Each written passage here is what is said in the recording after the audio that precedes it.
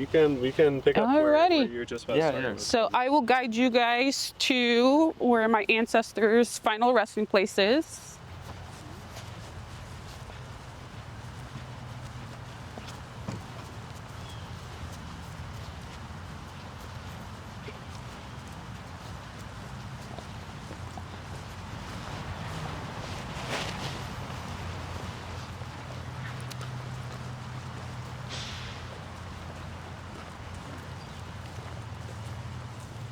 So right here we have Henry and Elizabeth Hamer, and their 6 children. Wow. Yes.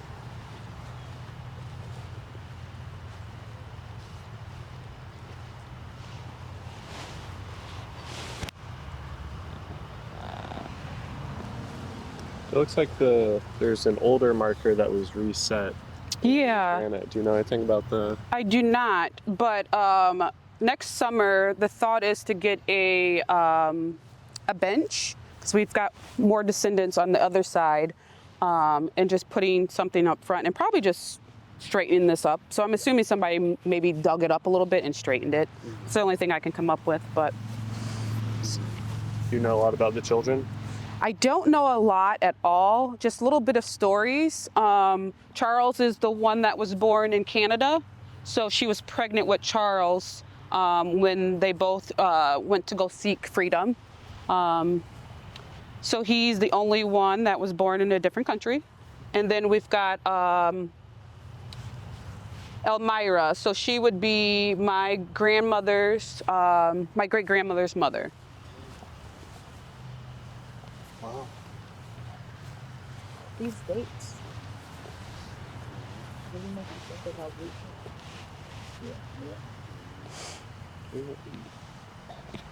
Did you come here a lot when you were younger also? Yeah, we did. So my grandfather passed away pretty early, in his 60s, early 60s. So whenever we would leave flowers and little tokens for him, we'd always make our way this way and just kind of visit the grave and hear like little stories, not a lot of stories, because by the time, my grandfather passed away, a lot of the story went with him, so. Yeah, so he would remember at least some of these, people. Yes. Wow.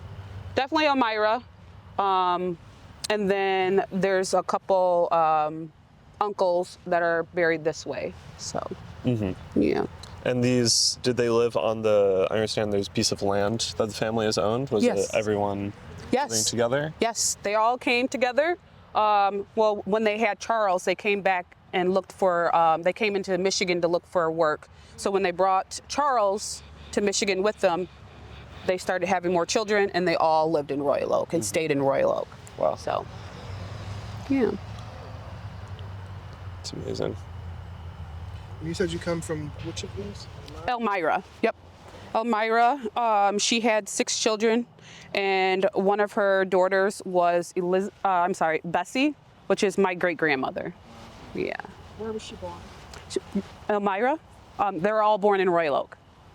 Oh, so she was born in Royal Oak. Yep. She was born in Bessie as well. So. Who was the one that escaped? These 2, Elizabeth and Henry Hamer. She lived. That's nice. She was 97 when she died. They were very old. Yeah, a lot of them were very old. Yeah. Oh my God.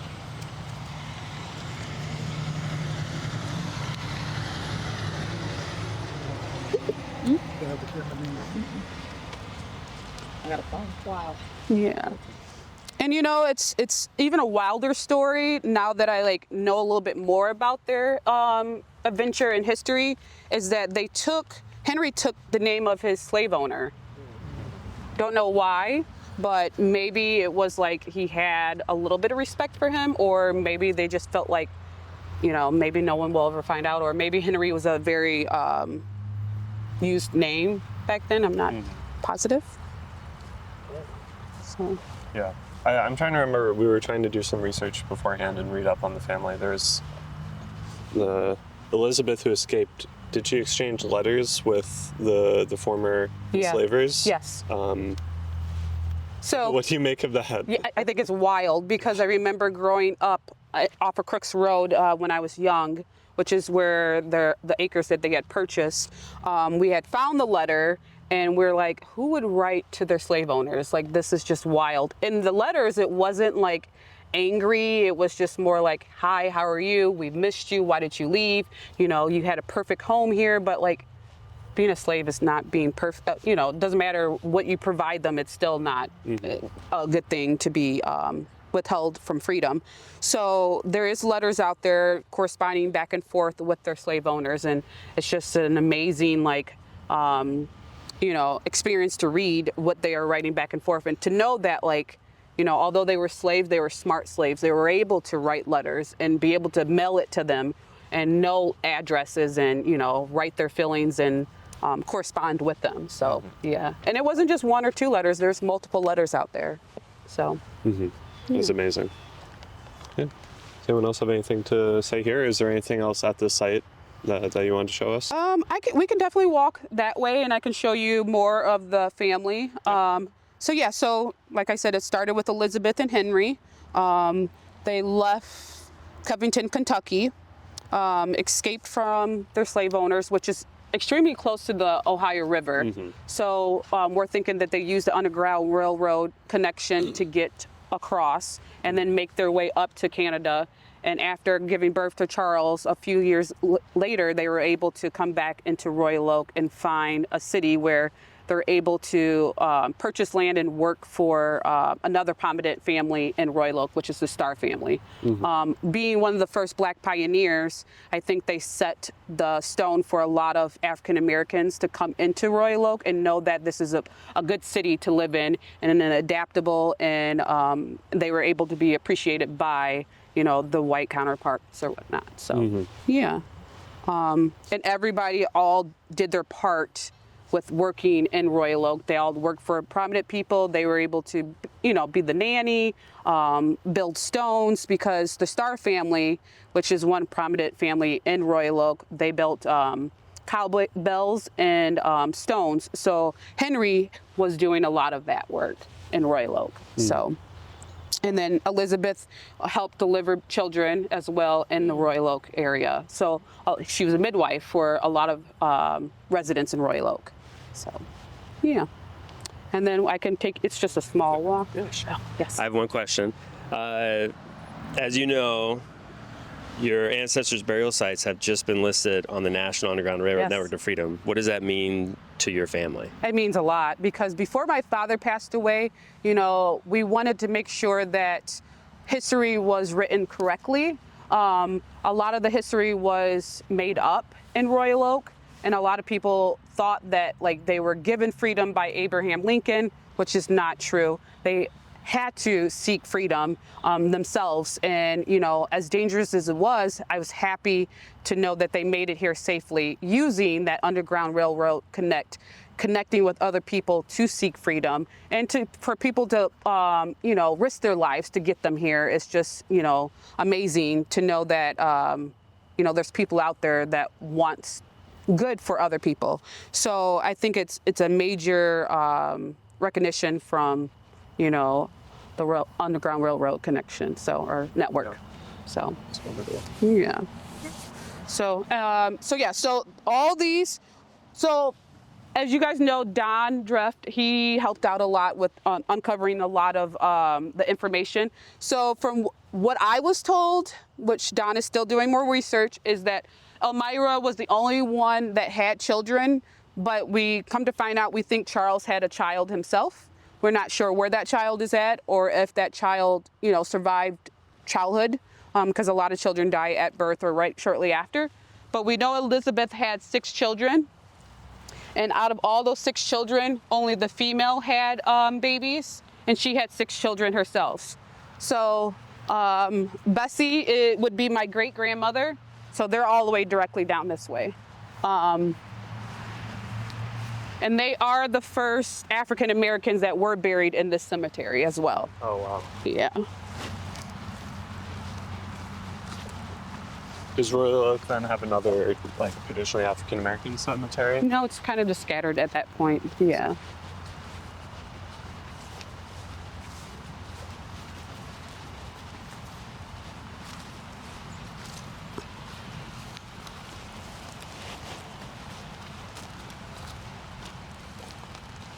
Now, is this for school or? Yeah, so we all work for the Samuel Proctor Oral History Program. Okay. I'm a master's student. Oh, awesome. And we have some folks who are graduate assistants or former students Okay. who just do this for work. It Yeah. doesn't feel like work. Yeah, It's a yeah. I pretty mean, cool it's job. so cool. Yeah, So cool. yeah. So we have this partnership with the National Park Service for the Network to Freedom, and I was in Ohio a few months ago. Robert and Donovan just came from California, Okay. so we've been going. Oh, cool. So all getting over. these kinds of interviews, Oh, that's so cool. So what's your next stop? yeah.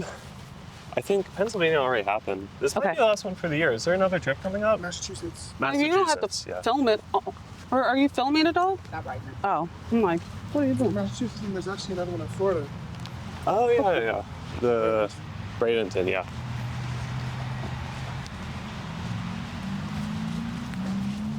Yeah, it's just so crazy because like a lot of like the older generation that lived in Royal Oak and lived in Royal Oak all their lives, they were always taught in school that like, oh, they left when the riots came and, you know, they got scared, and it was like, no, they just kind of stayed quiet in their home and didn't come out, and, you know, now we're the longest living landowners in Royal Oak.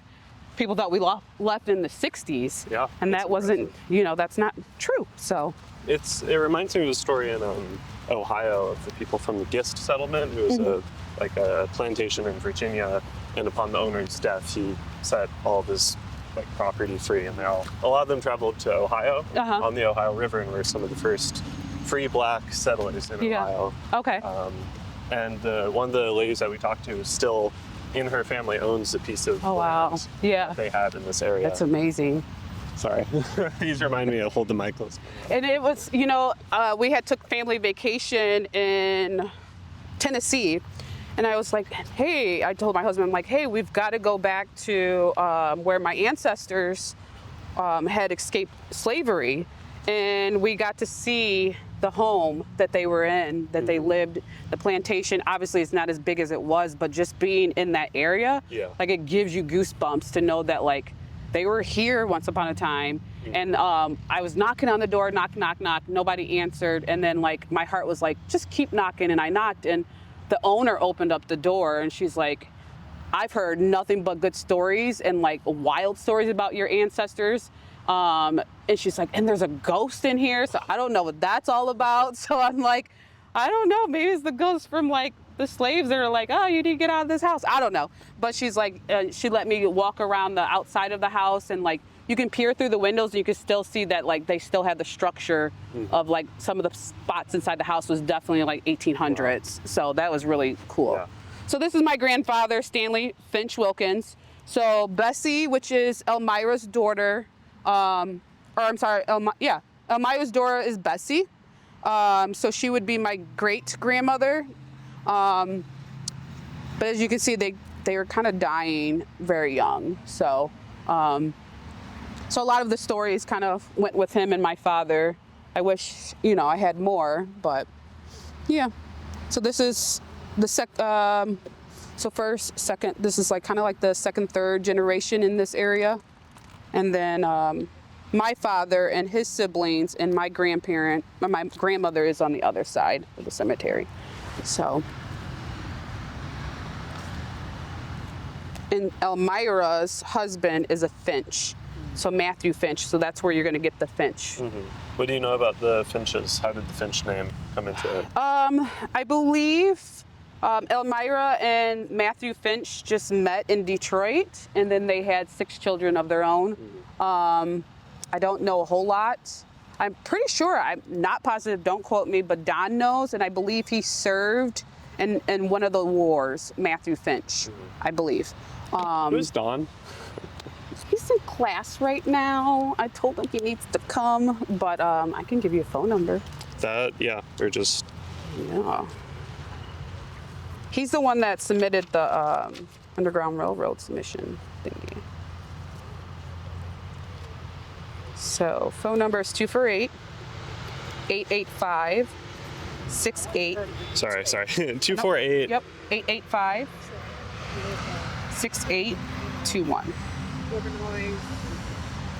Okay. Excellent. Yeah, I'd love to follow Yeah, up. I mean, he'll talk. I your read ear through off. most of that proposal. Yeah. It's really very impressive Yeah. how like comprehensive. I it mean, is.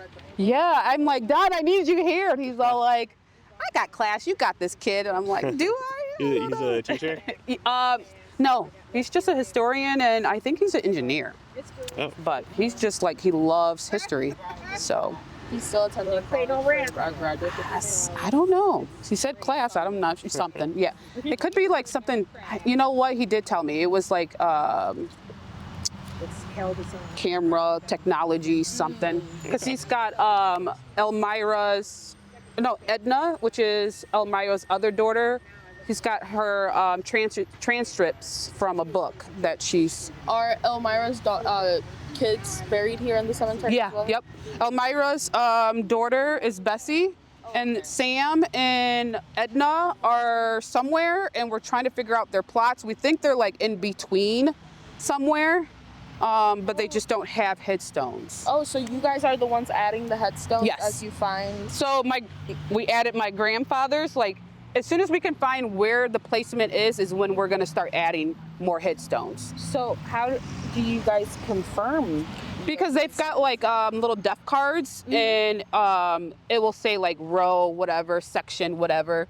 So we're trying to okay. make sure that, you know, wherever we place them is where we think that's their final resting place. Okay. And as you can see, like you can see the distance between those two headstones. So we're thinking maybe there's a headstone there because we're missing 2 headstones. We know that 2 of Elmira's other additional children are in this area somewhere. Okay. So I mean, that's pretty interesting that you guys you have to do that research yeah, to find where these people exactly. have been I mean, buried. if we don't do it, it just gets lost after every generation. And Yeah. you know, when my dad was alive, he would always educate us on our history, and I don't want to, I don't want to lose that. At least for my children, I wanted to make sure that they know this too. Like, you know, if who can teach them? No, of course, Yeah, it's so, important. Yeah. You It's know, you got to know your heritage. You got to know where you came from and how hard it was for you to get to where you're at right now. Because if it wasn't for them, you know, I don't know where I would be. I don't know what gives me the drive. And I think their determination of like trying to seek freedom is the reason why I'm here. And I'm so invested in their story and telling their history. So, and I always tell everyone, like, it's a royalty to be in Royal Oak. So I came from royalty. So, yeah. So, and then so my father's on the other side, along with a couple siblings, but we can head over to the park that was named after them. Yep. And then probably about a half a mile is where the homestead is. So, Okay. yeah. It seems somewhat logical in that respect, because they went to Canada, then came back, got out of Detroit. This was way out of the country at that time, and then spent 3 generations working for the stars, buying property right across the street. Do you know? They were there very short. The first child was born, what, a year or so, maybe? Maybe 3 years. Maybe 3. Where did they live? What was They were in Windsor. We know that Charles was born in Windsor, and then they moved up to what's now Amherstburg. Because we have a letter documenting that. I'm a descendant too. Yeah. Yeah, I am. Not of this family. Yeah. The Watkins family are on the Canadian side. Oh, okay. Yes. And I said descendant on the railroad descendant. Yeah. I don't think I even. So that's the original house. That would have been. was on the underground. Yep. I'm not pretty So we sure know the that's maps. Edna. I'm sorry. Elmira. No, that's Elizabeth. That's Elizabeth. Yeah. It had to be Buffalo and Detroit. And this is looking like a child or grandchild. Yeah. Grandchildren. Designation And then these are Caucasian. evidence since 2010. We're pretty sure this came out of the Star collection. One so letter we have. we're pretty sure that those would be one of the Star family. The other house is just On a slave hatch. half a mile up the road. Really? I know where the people are. Some term like that, they didn't use the name. We should go back to the beginning. Talk about where they were in Canada, which is why we know where the hands were. And I can easily get them across the river. And on that envelope, So yeah, this is like the location right across the street, the acres that was purchased. We're thinking this is Elizabeth and a couple of her grandchildren. Samuel, I think we're thinking this young man, if you can barely see him, but we're thinking that Samuel because there wasn't many men or young males. But then her letters, and this is the famous Elizabeth Hamer. This picture's been, around a lot. Yeah. We don't have many pictures of her, but this is one of the popular pictures. Where was it originally? We're thinking inside the home. Yeah, because if you see the bigger picture, there's like a stove, a big heating stove kind of thing behind her. So Just a year or so before she died. So it sounds like they moved. yeah. And these are like the letters from this is to Elizabeth and Henry. So they came up in, let me see, that is 54? 56. October. They came up in September of 56. We have 1856. We have a letter from their owner stating that they ran away last night. And so in a little over a month, they've had time to get established, write the owners, and have them return a letter. So that's interesting. So yeah, and there's multiple letters too, corresponding back and forth to Henry Bruce and his family. Yeah. You guys obviously heard the story where they're like, "Hey, why did you have to leave? You've had it good here. We would have sent you out in style, and that's just not realistic." So. Yeah, it's kind of one-sided. Yeah. Yeah. So, and here's more letters. And then after the Civil War, 1882, Henry and Elizabeth went back to Covington, and we're not sure why. They lost track of Henry Bruce, who was in Kansas City at that time. They went back to Covington, went to the house, and Bruce's nephew was living in the house. So he wrote his uncle and said, "You'll never guess who was here. Another letter I wish I had." And the uncle wrote back to Gilbert and Betty. That's amazing. Yeah. So, and Don and Bob and myself have visited the location of the home, and it's still in its original form. I think there's not a whole lot of, yeah. They were remodeling. I don't know what they were going to do, but they were remodeling. So that's kind of cool. So it sounds like a site of escape that could be listed on the Note of Freedom. Possibly. Of course, we'd have to get a owner to go with it. Yeah. Go along with it. Yeah.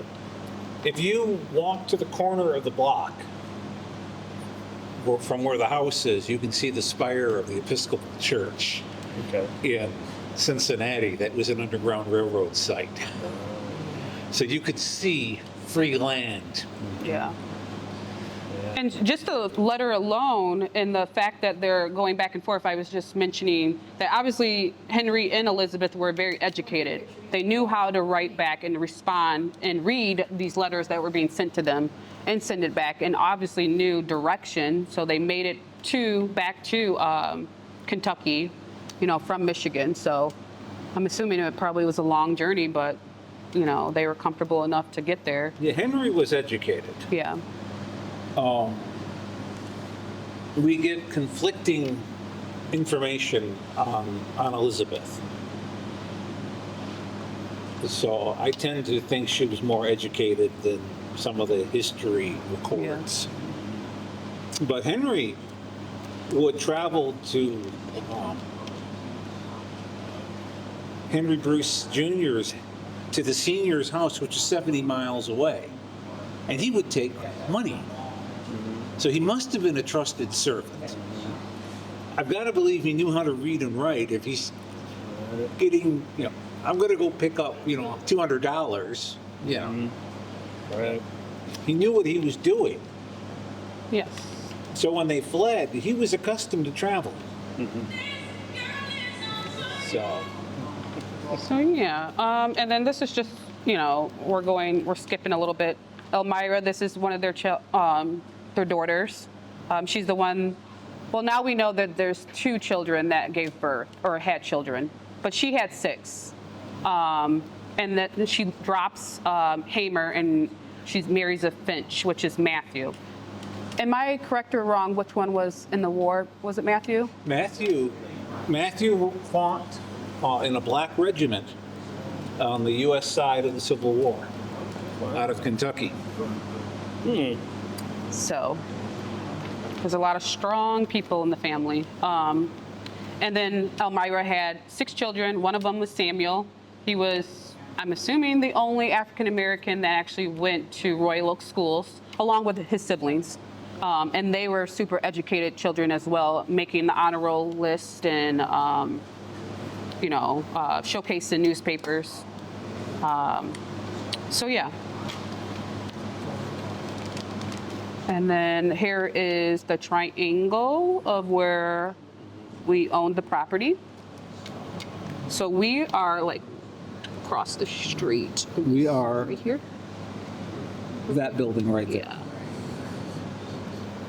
And so this is the homestead right here that's left. Well, Yeah. So I grew up right here. When I was in 2nd grade, we had a field trip to go visit the Hamers, who were then they were the Finches. Yeah. And I remember it as going and seeing the slaves, which is not right. Right. Yeah. But they took us down to the house, and at that time they would have been the only African American dwelling in the city. Yeah. And like I said before, a lot of Royal Oakers thought that my family had left in the 60s, but for the most part, they were still here and had a great experience, I believe. But like as I was getting older in Royal Oak schools, it was definitely kind of a struggle, because at that point, like there was a lot of families that wasn't okay with black families being in the neighborhood. So I personally, along with my siblings, witnessed a little bit of racism growing up in schools. So when my husband and myself decided to raise a family in Royal Oak, I'm definitely part of like the diversity groups in Royal Oak to make sure and ensure that my children have a better experience in the schools than I did. And obviously to educate the Royal Oakers on the true history behind the Hamer, Finch, Wilkins. So. Yeah, we're still not the most diverse community. We're getting there, but yeah. 2020 census, it's 3.6% of the population. Well, we're very short of that. But never mind, I take that back. Yeah. So we would like to get there. And then these are just little articles about, myself doing work in the city, renaming the park after my family and their history and their roots. And decided to call it Hamer, Finch, Wilkins because, I think every generation had a little bit of importance into the city. So, yeah. And then there's more artifacts over here, but.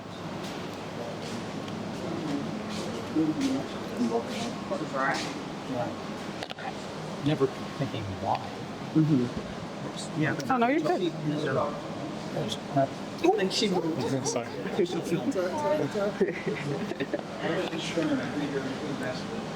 So yeah.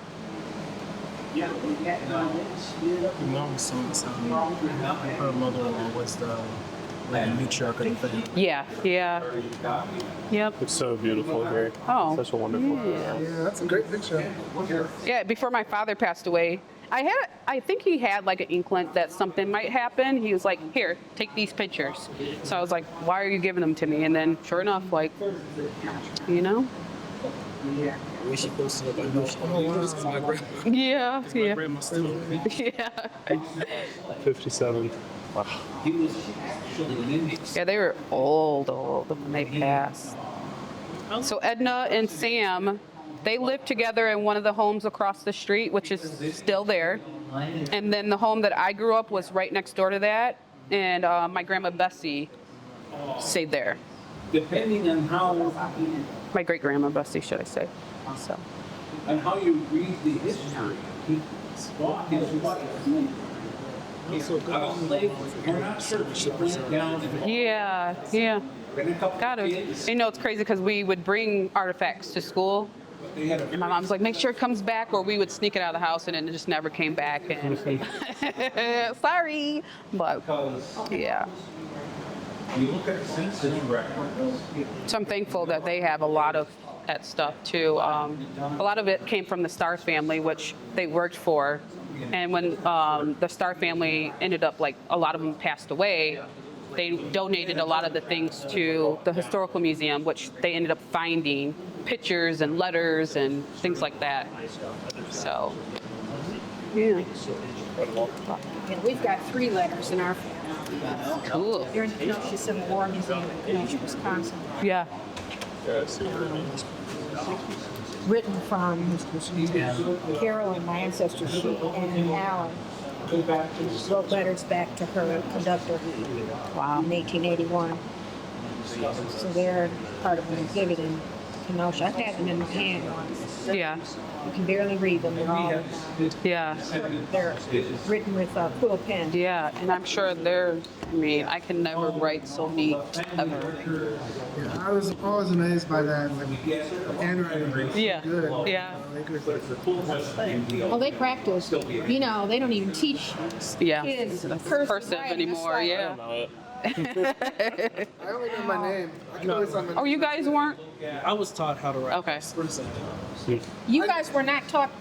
I think we were taught, but like getting practice. Yeah. Well, we had to write everything in How do you sign a cursive. contract? I know how to sign my name.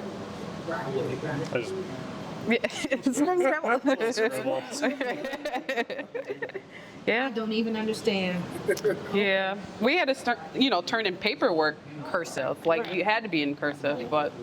My question is, how can you write? People write cursive so differently. Like, it seems counterintuitive to me to write things in cursive. Yeah. Like Dr. Ortiz talking about. You just want to print everything?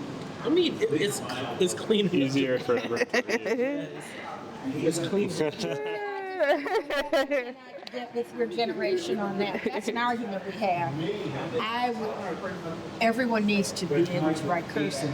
It's going to get lost. We suddenly decided we didn't need to do that. The same reason why we switched over to core math. I can't teach my daughter the math that she's I can learning. barely teach them how to act. So, And you get there how? Well, it's one, and then for real? I mean, it was so much easier. I'm like, this is all you have to do. She's like, I don't get it. I'm like, okay. Right. Can't help you. Sorry. So, yeah, so this is the Historical Museum, and yeah. Awesome land. Yeah. What are all of these bound? I wanted Daily Tribune. Oh, wow. Newspapers. Yep. Oh my God. And then if you look in there's yearbooks dating all the way back. You might even find my face in one of those. Let's not look for my school year. All my life, yep. Born and raised in Royal Oak. Well, not born, I was born in Southfield, but born and raised in Royal Oak. Elementary all the way through high school. I have my 3 children now in Royal Oak School District, so yeah. So, as it stands, we're supposed to be the longest living landowners in Royal Oak, so. And and you still have to correct people too, because I had to correct a client of mine. They were like, oh yeah, I was telling them my story of my ancestors. I was, oh yeah, I think I heard that story. Like, they were given 7 acres and a mule, right? And I'm like, no, they were not. Like, they had to work so hard to get to where they were at. Like, there's no way we would all be rich in land if we were all given 7 acres. And that's why we need to tell our stories. Yeah. That's why. Yeah. Because now they've got that tied up to, 40 acres and a mule, and it's like, You heard that somewhere, didn't you? You didn't really hear the story. You just read that somewhere on a poster somewhere. That's why the stories need to be told. The full history of our country needs to be told. And it's not half of it. You got to tell it all. And I don't know how you guys live in Florida. I don't even want to go there. It's even crazier to know that, like, every single generation that there is something. It's like playing telephone. You could tell something and it's going to get, misconstrued a little bit, and that's how they ended up saying that, oh yeah, the Hamer family left a long time ago. They just cannot stand to be here. They couldn't bear, the oppression. And it's like, no, like that's not true at all. Yeah. So I think it's amazing to see younger youth wanting to be educated too. But I think with the older ones, let me tell you a little brief story. I was a member of the Michigan Freedom Trail Commission, which is the state's historic Underground Railroad Commission. When I first sat down amongst the other 7 commissioners, there was a designation that is tied to my ancestor in Ann Arbor, 1425 Pontiac Trail Road. The woman that wrote it was a member of the commission. Her name was Carol Mull. It is Carol Mull. She was so proud of that designation, and so when I was introduced at the commission meeting, the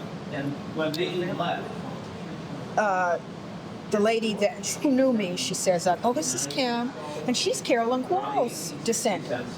Carol's eyes popped out of her head, hair, and she comes over and she says, "Well, you must be related to the Beckleys." She was hidden in the gentleman's name was Guy Beckley. He was the editor of the Signal of Liberty, which is an abolitionist newspaper. Probably heard of it. And she said, "You probably are related to the Beckleys." And I said, "Why?" She said, "Well, the Beckley, one of the daughters, married an African-American man, so you must be one of..." I said, "No." Yeah. So my ancestor was Carolyn Quarles. Well, are you sure? And I had to stop. And the person that was she went, "Kim?" I kind of looked at her. And I said, "No. Carolyn Quarles is my third great grandmother." She says, "No." She said, "The Beckleys, and they had an African-American person, and it went into the family, and that's..." No. You are now trying to tell me my story. Yeah. No. Do I come and look up and ask you where your and dispute where your grandparents or your father? And see, that's the problem. Yeah. Because our stories aren't known. They dispute them. Yeah. You can't dispute this. Yeah. Not a tree, you can't. No. You can't dispute this. A family tree, yeah. That's why our stories, like you guys we need to tell our stories. Yeah. The full picture, so that we don't have people confusing 40 acres and a mule to, they couldn't have possibly bought that acreage. Well, what are you talking about? They couldn't have been. And we're not exactly.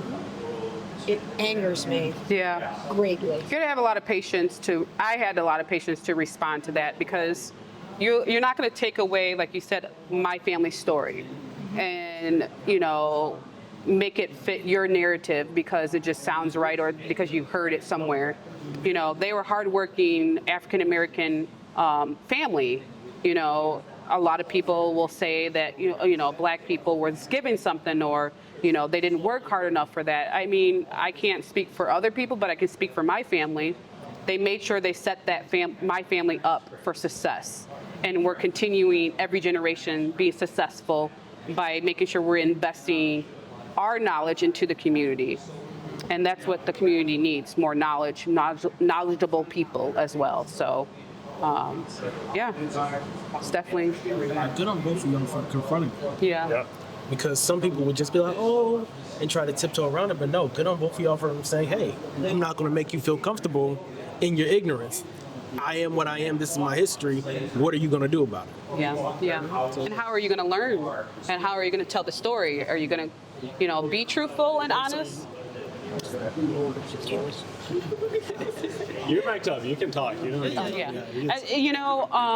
And then for my children's sake, like I want to make sure that they know when I'm long gone and passed away, that they know that mom, told her story or told the story of their ancestors.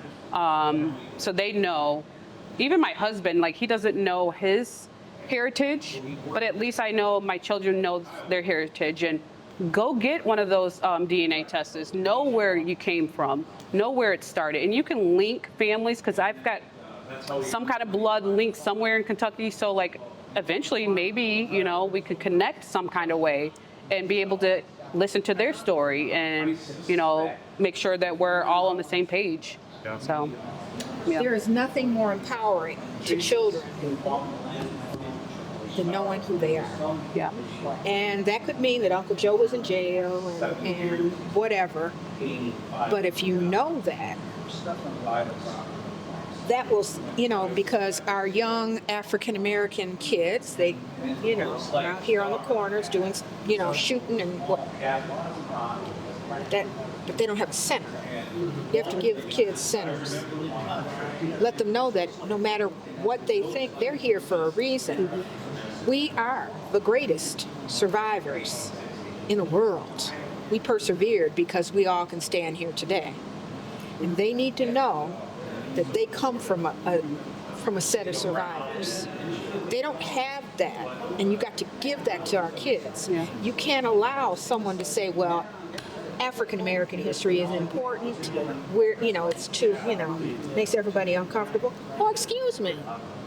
So what you did, or what your ancestors did 200 years ago, is uncomfortable for you to listen to it now? Oh, that's wonderful to hear. Yeah. Okay, well, tough. Like you said, people are too comfortable, you know, being uncomfortable, and sometimes you have to like pull them out of that and their surroundings and actually sit down and educate them, because generations will be lost at the streets. You know, like you said, like these children need guidance. They need to know where they came from, the seed that actually planted them and made them grow. You know, can you imagine like knowing that what they worked so hard for to create for you, and you just don't care? Like, we've got to educate them. You know, I tell my kids, America was built on the backs of African Americans, Black people. So we need to make sure that we continue to be that strong figure in the community, so that, you know, people can take us serious and know that, you know, this family like hers is, you know, strong people. So Yeah, it's you know, because I watch kids, and you never know when children are paying attention. You watch what pops out of your mouth, because you never know what that gets repeated way down the road somewhere. But we have a curriculum with the Detroit River Project, has a curriculum that we wrote in partnership with the University of Michigan. And right now we're educating 800 kids on both sides of the river. This story, our story, because it crosses the river. And I can tell you on the Canadian side, I can't speak too much for the American side, but on the Canadian side, the kids that look like him, they're all over this story. They're fascinated. It fascinates them. On this side, then it's like, well, we don't need to learn. It's like, well, what's wrong? Yeah. Kids don't care. Kids love adventure. They love that. To have them get a story like this where they come in and, and they survive and they farm. Kids are all over that. No, the kids aren't uncomfortable. It's you that's uncomfortable. Yeah. That's a problem. Don't put it on your kid. Oh, I don't want my kids to feel bad. They could care less. Yeah. They want to hear more. Yeah. Oh, what happened next? They're asking questions. I want to go to the library. I want to see that book. Yeah. Oh, look at those pictures. Those are children. Children are not uncomfortable. Yeah. You are. Yeah. That's the problem. The amount of kids, like when I went into the Royal Oak School to educate the fourth graders about my family, because this is Royal Oak history, the amount of kids' hands going up and, you know, my family's from here and my family's from there, and, you know, I lived in Royal Oak. They want to engage. They want to learn more, like you said. You know, when they go home, you know, I don't know what happens behind doors, but these children can educate the parents. And the parents can come back and say, you know what, I learned something today from my child. You know, it should never be uncomfortable when a child comes to you and asks questions. Absolutely. But the truth needs to come out when you do answer that question. You need to tell them the truth. Yeah. Yeah. And it also begs the question, why do It also begs the question, why would a parent feel that they identify with the person who's doing wrong? Wouldn't you want to identify with the person who's doing right? And there you go. Wouldn't you want to identify with the John Browns or the very sort of white abolitionists who helped out rather than the slave owner? And there you go. Yeah. You want your children to believe that you were always on the, or you would hope. You may not know. Maybe you do, and you don't want them to know. But then that gets back to your kids need to know who they were. Exactly. Yeah. They need to know. And we're no longer living in the element of my grandfather was a slave owner. These are generations back. So why not come out with the truth and say, yes, your great-great-great-grandfather was a slave owner. We're going to learn from this. We're going to do better. We're going to educate the next generation to say, like, what grandpa did was wrong, but this is what we're at right now, and this is what we're going to do better for the community. This is the truth, and this is what happened. Yeah. I think it was Ben Affleck on Henry Louis Gates's, what is that show? Find Your Roots. Find Your Roots. And he refused. Gates found out that his ancestor was a slave owner. And he literally had him pull that episode because he couldn't get over it. And I think they went back and ran it anyway. But he actually told Gates, I don't want that to be, well, excuse me. You're a movie star. You're married to a woman that's Hispanic. I mean, come on now. Let's get beyond that. Let's talk about this is where you came from. It's the truth. You wouldn't be who you are if your family didn't go through that process. Yeah. And don't you want to know that happened? We're not asking you for Those 40 acres. 40 acres. Are you going to give up your 40 acres of your land in Bel Air or something? Yeah. No, we're not asking you for that. But you should know. You should know. And then your children should know where they came from. Yeah. This, it's funny because as Americans, American history is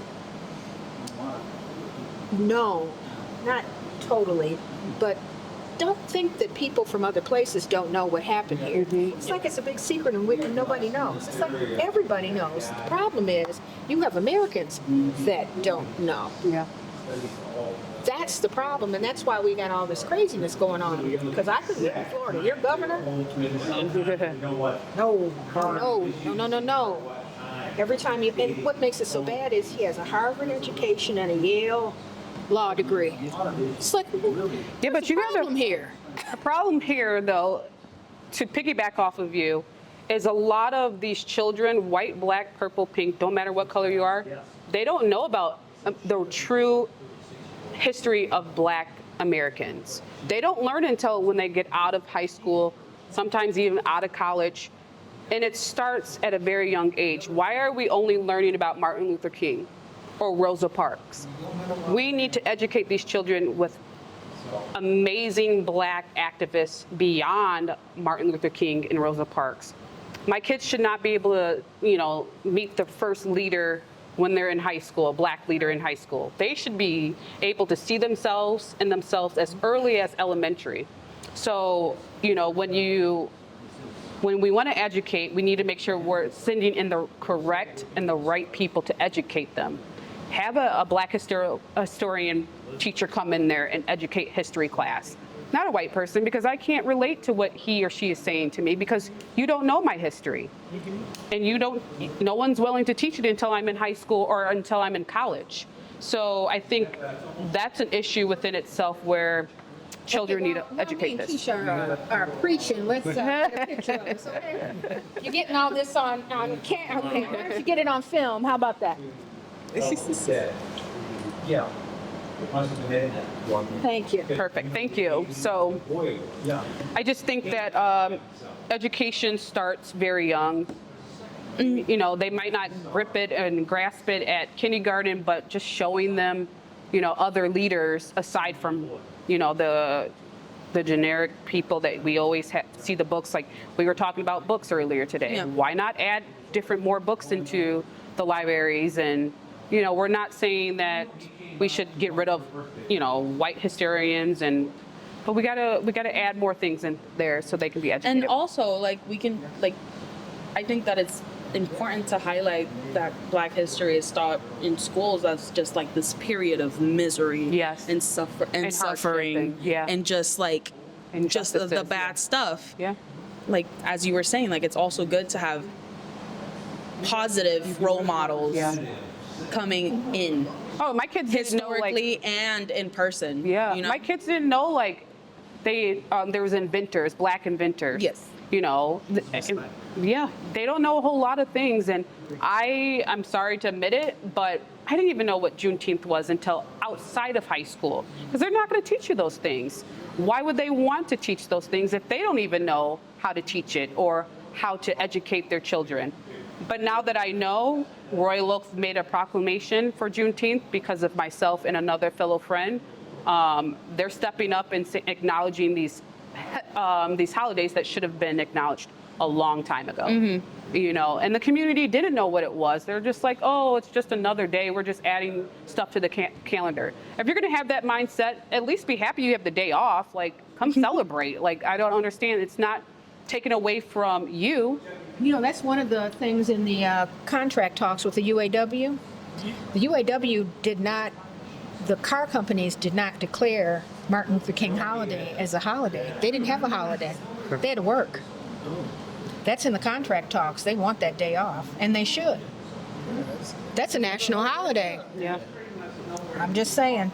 Yeah. That's part of the contract. I mean, we've talks. got Christopher Columbus. I mean, the biggest. Oh, I don't even call that that. It's Indigenous Peoples Day. It is. I left Christopher back here somewhere. And so why not? Why don't, like you said, why don't we teach our children what exactly he did? Isn't it about peaches and roses and let's bring dinner rolls to the table with the Pilgrims? Let's tell the truth behind it. He might have had maybe one or two positive things, but what about the negative things? I don't want my kids looking up to a rapist and a murderer. America was never founded by Joe was in jail, okay? Yeah, Uncle Joe yeah, was in jail. yeah, Okay. yeah. Well, I mean, he married, he's got 2 kids, but he was in jail. Okay. He needs to know that. Yeah, yeah. Need to know that. Yeah. You and I, you know what? We're running our curriculum, and at Detroit Public Schools has the new, what they call, the school at Mary Grove College. Yeah. And there, Mary Grove College is going from pre-K through, well, actually next year U of M is going to install a freshman curriculum into, so it's going to go pre-K through 12, and then first year. We could connect. I'm going to take, because I've got the kids running the curriculum at the high school. Yeah. You need to come in. Connect. Because for them to hear about the first black settlers in Royal Oak, you're not from here. That's a really big deal. This town still isn't black. I'm just saying to you, this is not a black Don town. corrected me. He said it was like 3-point-something%.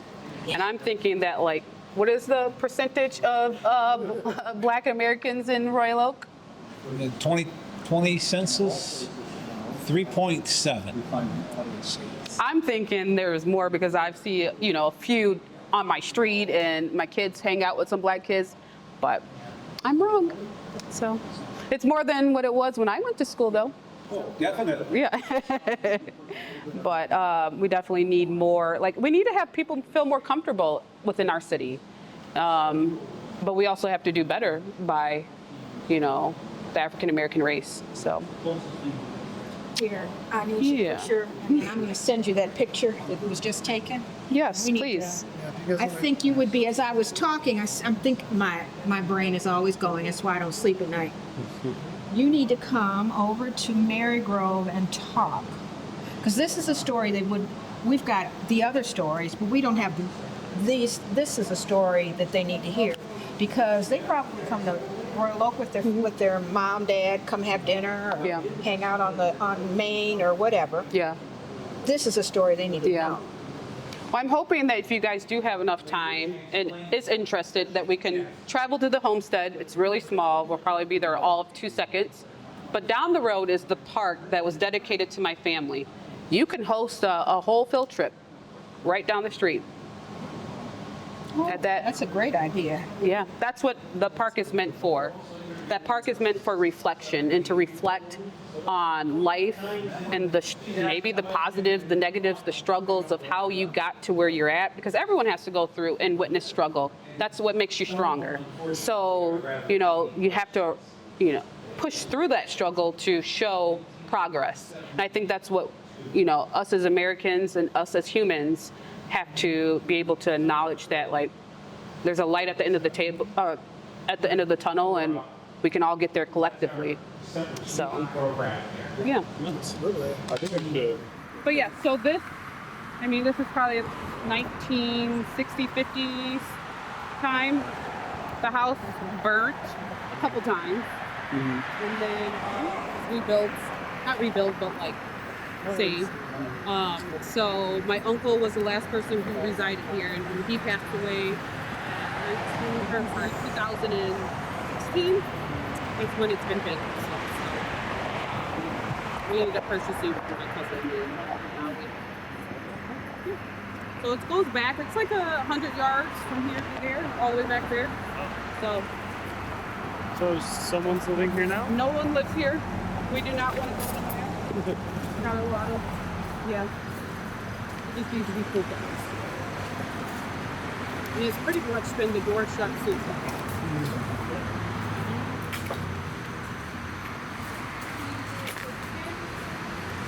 So Edna and Samuel would be the great-grandchildren of Elizabeth and Henry. Okay. And their mother was Elmira. So them two were really close, and they just lived. That's okay. It's okay. And they lived together here until the both of them passed away. And so, like I was telling Barry, we lived on this location of the land, and then that was sold. So if you can imagine, like this size house on that size, we had like parties and played baseball in the back of our yard. So it's a pretty big. It's turning off at the time. It's a pretty big. So who owns the land now? My brother and myself. So we just purchased it last summer from my cousin.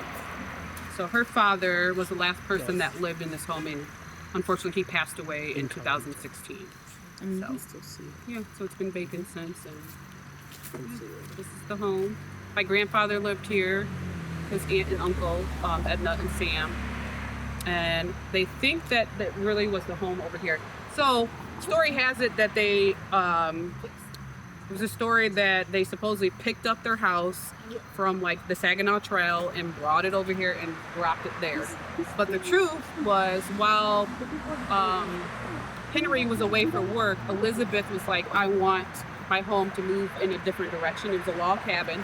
So by the time he came home, it was moved. It wasn't like an overnight thing, but they moved the house into a different direction. So that's in the history books as well. So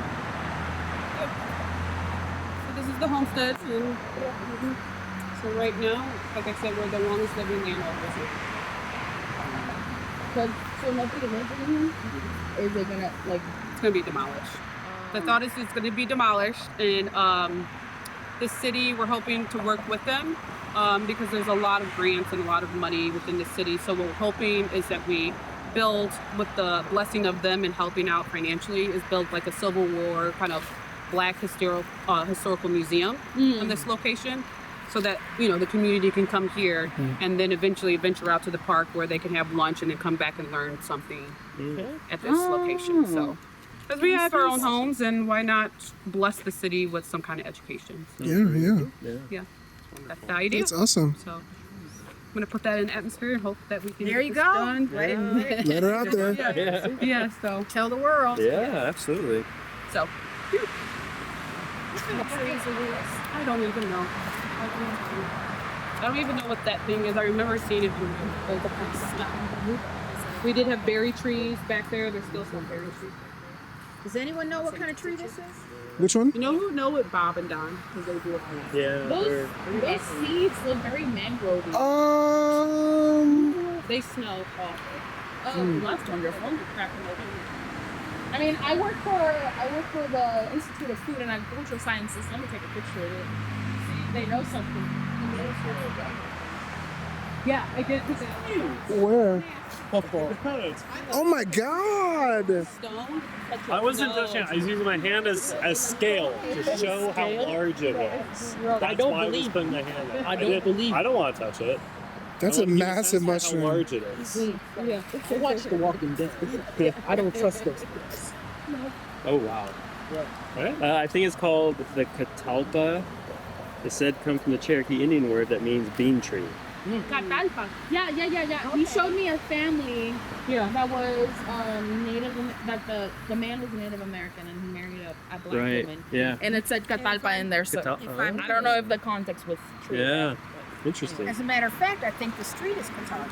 Yeah, there's a Is it? Catalpa. Oh, I We didn't drove see on that. Catalpa Wow. on the way to the restaurant. So the trees. Yeah. Okay. Wonderful. And we had a big oak tree, which is why royal oak is called royal oak. That's a funky ass mushroom. For the oak tree here. We had one where I used to live. Like, if you could imagine being an oak tree right in the middle of these complexes, that's where it was. It was huge.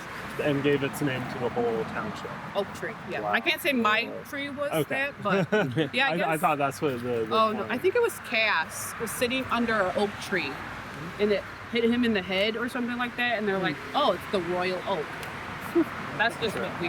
That's usually how the best ideas come from, gravity. Yeah. Yeah.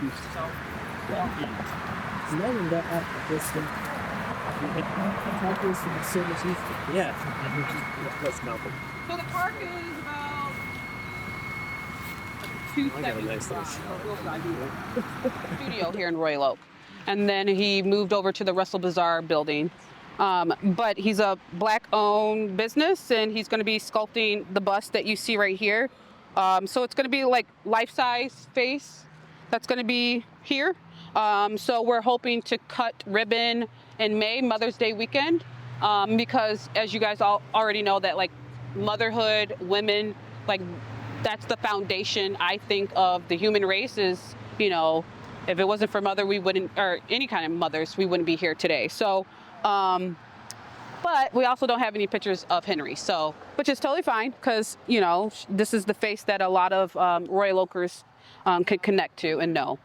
So the park is small but mighty. They're going to eventually put benches and picnic tables, and it's just going to be a center of reflection where you've got the school across the street. So if they want to teach like history or even come here for like little projects, they can come here and just reflect on that. It wasn't too hard to get the name changed over, but it was definitely needed, and a long time coming. It should have been here, but it is what it is. So you've got Hamer, Finch, Wilkins. Hamers were the original freedom seekers, and then as Elmira got married, it ended up being a Finch, and then Finch, Elmira's daughter Bessie became a Wilkins from her husband, and that's my maiden name. So, and my father is a Wilkins. So there's still a few more Wilkins left. But yeah, this will be our park. So, or this is our park. So, yeah. So they've got a lot of stuff that's going to be added into. So if you guys want to scan the QR code, the design is there. You'll see like what they are hoping it will look like once it's done. So, and the cool part about it also is like if you think about it, it's a triangle. You've got the cemetery, and then you come here, and then you go to the homestead. So it's like a triangle still. So, and that's the purchase of the acres were like a triangle as well. So, yeah. And everything's within walking distance. So maybe eventually it'll become where, a field trip, walking distance field trip to go to each location to learn a little bit about Black history within our own city. Absolutely. So, yeah. Wonderful idea. Yeah. Yeah. So spread the knowledge. Yes. To the other 100%. Yeah. You got to the other 97%. Yeah. I agree. That's right. So. Well, this is awesome. Yeah. I appreciate you guys coming. Yes, we did have some. Thank you. Yes, we did have some other questions for you. Yes. If you didn't mind. So I guess I'm going to start with the short introductions, just for the record. Good afternoon. This is Donovan Carter with the St. Proctor Oral History Program. Today is September 19th, 2023, and we are in Royal Oak, Michigan at the Hamer Finch Wilkins Park. And joining me today is Diana Rodriguez, Ronan Hart, Robert Smalls, Barry Jurgensen. And today we have the honor and pleasure of interviewing LaKeesha Morrison. Can you spell your name for the record? Yep, it's LaKeesha. Last name is Morrison, Morrison. Awesome. Thank you so much. And earlier you were talking with us about, your ancestor Elizabeth Hamer, And we're standing in the park that's been named after her and that, you have plans to kind of expand and grow with. So for those of people who don't know, who are outside the Royal Oak community, who is Elizabeth Hamer and why should they know about her? Yeah, Elizabeth Hamer was married to Henry Hamer. They were freedom seekers. They fled from their slavers from Covington, Kentucky. Yeah. Why do you think people should know about them? I think because if you don't know, you'll lose the knowledge of where you belong and where you come from. I think that their story needs to be told because they are strong, independent people that decided that life would be so much better if they were able to seek freedom for themselves and their descendants to come. So for the Hamer Finch Wilkins family, those who live in Royal Oak or around here or elsewhere, are there anything like reunions? How much like connection is there between all of the descendants of this family? Well, we're going back a couple generations and forward with cousins, second cousins. I do communicate with my father's siblings, and they have children. My uncles are still around. My great uncle and aunts are still around. So we do have a family reunion every year. So we do still see some family, but it kind of just stays in Detroit. We haven't ventured out to find out if there's more outside of Michigan. But with the hopes that, like with the Ancestry.com and the DNA tests, that we can kind of outreach and try to find more descendants of their. So are other descendants other than you also interested in recording this history, or is this kind of fallen to you? I think it fell into my lap before my father passed away. But there's definitely some cousins and siblings that are still intrigued with the story. But I'm doing all the footwork. Yeah. So yeah. How did you first get involved? Through my father. Growing up in Royal Oak, every weekend we would discuss like family history and just history in general. But we always were given knowledge about the struggles and the hard work that they had to do to get us to where we're at right now. So nothing was ever taken for granted, and I can't express enough like gratitude for the determination to make sure that we live the life that we live right now. So in this city. Was it ever striking kind of the version of history and your family history and African American history that you were getting from your father or through your family versus maybe what you were learning in school, or just kind of I think it's popular? Honestly, it was two different worlds. Let's be honest, at home, we were educated with the correct knowledge of African American history, the struggles, the successes that, it was beyond Martin Luther King and Rosa Parks. The stories that were like, Black inventors and, Black leaders was taught in the home. It was never really taught in the schools. In my school, which was all my schooling was Royal Oak schools, and we were never taught these things. You might have learned a little bit about Martin Luther King, and that is as far as it went in my education in the schools. But I will say that now it's gotten a little better, but I continue to educate my children to let them know that, Black history is American history. So yes, it was definitely different in the home and being taught at school. In school, all we learned about was the struggles of the Black Americans, slavery, the riots and the Civil War and things like that. Like, there was never anything positive. So for me, internalizing it, it was always being a Black African American in Royal Oak, or even a Black American was, you can't amount to anything because this is what you are in the history books. You'll always be a slave to America or a slave to a white person. And at home, it was like, no, there's no boundaries, And why do you think your family history or the Hamer family history is something that can bring students to this other kind of history that you're talking about, to this reality of success? What role do you see your family history playing in that? I feel like their history and their story is a role of determination. Mm-hmm. Nothing will ever like stop you from the, growth. Knowing that like you might be held back for a moment in time, but know that like you're more than that small picture. You're the bigger picture. You know that like you can succeed in life. You can put your mind to something and know that like, nothing's going to actually hold you down but yourself. Mm-hmm. So. Yeah, absolutely. Cool. Did any parts of your ancestor stories leave you feeling conflicted or unsure about how your perception of them or your perception of yourself by chance? Nothing ever held me back. I just knew that, I was rooted and fed nothing but knowledge and positivity, and knowing that if I set my mind to something, the sky's the limit. So, yes, ma'am. Yeah. So you guys have this piece of land that has been in your family for generations. Yeah. So what does it mean for you guys to still have this land? It means the world. It means the world because, you look around in this city now knowing that it's, the population is only 3% Black in Royal Oak. Mm-hmm. To know that I'm the longest living descendant and landowner in Royal Oak, I mean, who can actually say that about their family and about their heritage and about where they live? We're going back to 1860s. So you can only imagine that's like 4 generations, 25 years each generation. So that's way back.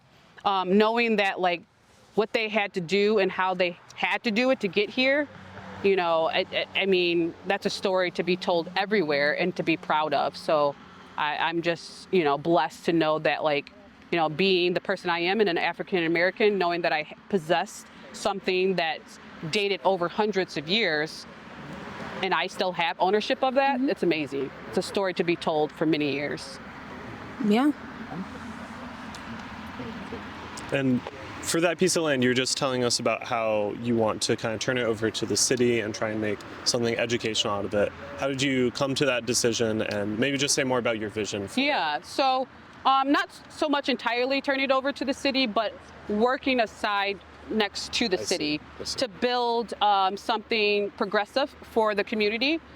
We want to be able to see a reflection of myself and my children within our city and leadership, and showing that like, there's allies on both sides, that Black Americans could work alongside with white people. So we want to make sure that we educate our children in the right direction and the right knowledge, so that why not build, a museum for all people to learn about the American history, about their brothers. So the idea is to maybe build an African American historical museum or some kind of civil rights allies of Michigan, Black, white, purple, pink, whatever color you are, knowing that we can work together to see a better world for our children and the generation after that. So that's the idea.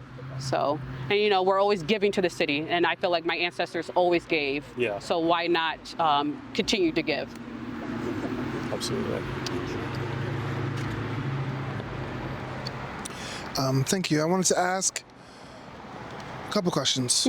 One, could you, for those who don't know, could you talk about the escape of Elizabeth Hammer and her husband? Yeah, so they escaped in the mid-1850s. Elizabeth and Henry together. We do know that Elizabeth was pregnant at the time, so I can only imagine the reason why they escaped, because they did not want to continue to have children in slavery. They didn't want their children to be raised or in a society where they were owned by someone. So they escaped and they traveled up into Canada. But before they were able to get that far, they worked with people with the Underground Railroad, using the connection through Cincinnati and making their way up to Canada. And then after Elizabeth gave birth, Henry went in to seek work in Detroit. They were able to find work in Detroit, and once he was able to establish work, he was able to establish a living for them. So they all came back from Canada, baby in hand, and being able to work for another prominent family in Royal Oak, which is the Starr family. So that's how I'm here today. Wow, this is amazing. And earlier you shared us kind of the genealogy of how your family, how it went from Elizabeth and Henry to you. Could you just share that one more time? Yeah, so it's Elizabeth Hamer along with Henry Hamer. They had 6 children. Out of those 6 children, my great-great-grandmother is Myra Finch. She married Matthew Finch. They had 6 children. Out of those 6 children, only one of them, which is Bessie, which is my great-grandmother, had children. So Bessie had 4 children, which was, one of them is my grandfather, which is Stanley Wilkins. And Bessie married to Wilkins. And they had my father, Stanley had my father, Keith Wilkins. And then here I am today. Wow, that's amazing. And Keith had 6 children. He was a twin. I speak in the past because he passed away in 2020. He also was a twin. So we had a lot of twins in the family, but he had 6 children, and I am one of them. And I'm one of 6. Wow. So. And how's your family taking the news of the park? Oh, they're elated. They're so excited. You know, never in my wildest dreams did I ever think that I would get here. And I would get here not alone, but like doing most of the work. And I will say that it's been a great ride because I have the community. I have my family behind me. I have, you know, so many people, friends to support me. So just knowing that I've made it this far, it just is a small opening to the door. So I'm hoping it could go bigger and larger so that people can be educated in the correct way and not like folk stories and, you know, made up stories that was told in Royal Oak. Now they know the real story behind the Hamer Finch Wilkins. Absolutely. Okay, last question from me. So imagine you're at home, you're making dinner. Mm-hmm. Elizabeth and Henry Hamer come to your door for dinner. What do you ask them? What do you talk about? I think I would probably be staring at them for the longest time. I wouldn't even know what to say. So many people say I kind of look like her, but I don't see it, but maybe. I thought about it. I looked at the picture and I was like, y'all look a little bit. She looks more like my grandma, but there's no blood connection, but I don't know. But I would probably ask her, did she have more children? And how hard was it if she did? Did she physically, the thought is that they did. How hard was it to leave your children?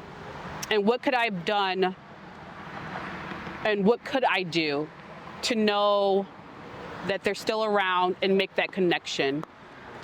And I hate saying this, I probably invest a lot of my energy and all my conversation to her because as a mother, I want to know like what she went through, how she felt as she gave birth to each of her children. Is her love for her children as strong as mine? I could probably sit and talk to her. I would want all the motherly advice and, you know like, I want to know everything about her as a mother.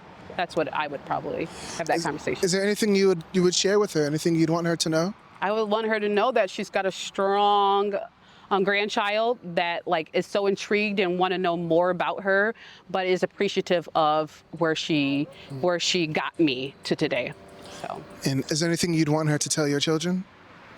I want her to tell my children they better be listening to every story that is told to them so they can continue to write history in the behalf of Mama. So, yeah. Okay, that'll be all from me. Yes. A question. Earlier today, you talked some about going back to Covington and going back to where your ancestors were enslaved. Could you talk about that experience again? Yeah. So you could just feel it in your blood as I got closer to the home. So I got the address. We drove over there. We were coming from a family vacation from Tennessee, so we had to cross over to the Ohio Bridge across the river. And I didn't realize how close it was, so why not make the extra 5-minute trip to the plantation? And it isn't so much a plantation, it's just it's a very tall home. So we walked up, knocked on the door, no one answered. And this is like an old home. And you could definitely tell that this is like from the 1800s. And we knocked on the door, no one answered. But part of me was like, don't leave yet. Maybe about 3 minutes later, someone opened up the door and she was so like warming. And she's like, oh yeah, I've heard about your family. And I was like, I am a descendant of the Hamers. Can I look around your home? Can I just see like where, my family was residing before they were like, I need to seek freedom for my family. And it was it was chilling to know that like this is hundreds of years back and they were actually here. And I am witnessing in my own skin where they were at. And, you know, she showed me, like, we didn't get the chance to go inside, but knowing that, like, these are the quarters that the slaves lived in, and, you know, it's just crazy to me to see that, like, this was the home that they were. How would you describe that emotion? What is that emotion? It's very chilling. It's very chilling to know that, like, this is where they were, and they were, like, someone's property. But it also was, like, wowing at the same time, because, like, wow, they were actually here and I'm standing exactly where they were at. And just knowing that the building is still up, and like I'm looking at the sidewalk and I'm like, I wonder if these are the steps that they stepped on before they left. Did they look back? And you know, the things that I can only imagine what they were feeling when they left. Did I have those same feelings? I'm not sure. So yeah. Yeah, thank you. What else? I'm good. Okay. All right, this concludes the interview. Thank you so much, Yeah, LaKeesha. thank you. I appreciate you guys. Hopefully I did okay.